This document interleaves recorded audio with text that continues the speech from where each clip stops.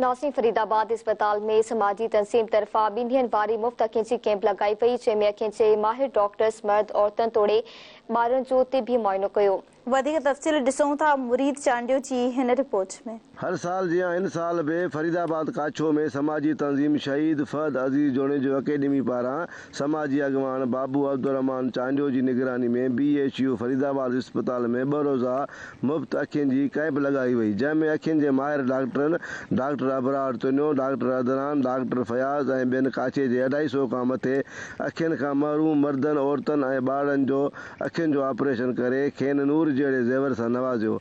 उन मौके ते डॉक्टरनि ऐं मरीज़नि धरती TV सां ॻाल्हाईंदे चयो त हिन इलाइक़े में अल्हम्दुलिल्लाह कई सालनि खां ख़िदमत कयूं था, जंहिंमें असांखे 300 खां 400 जे क़रीब असांखे मरीज़ मिलनि था, जिन खे असां ऑपरेट कयूं था, जिन जी लेबोरेटरी इन्वेस्टिगेशंस कयूं था, मुफ़्त दवाऊं ॾियूं था, मुफ़्त चश्मा ॾियूं था, ऐं जेका सर्जरी आहे उहा तव्हांखे पाण खे ख़बर आहे त तमामु कास्टली आहे, जेका 40 खां 50 हज़ार जी आहे, उहा बि असां कयूं था।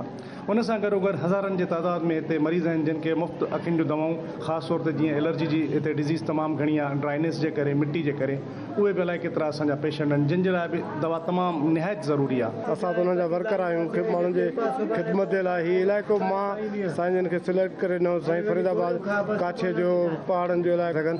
असांजी चौथी 5 कैंप आहे, तक़रीबन ऑपरेशन थींदा आहिनि इंशाल्लाह। हिन दफ़े पहिरें ॾींहुं तक़रीबन 150 खां मथे एडमिट थी विया आहिनि। OPD हले थी पई, सुभाणे बि कैंप आहे। कढ़ाई में डॉक्टरनि जी महिरबानी असांखे नूर था ॾियनि। मुफ़्त में असांजो इलाज, असांजूं अखियुनि जो इलाज कयो अथनि, ऑपरेशन लख डॉक्टरनि जा एहसान। कैमरामैन सां गॾु मुरीद चांडियो, धरती TV फरीदाबाद।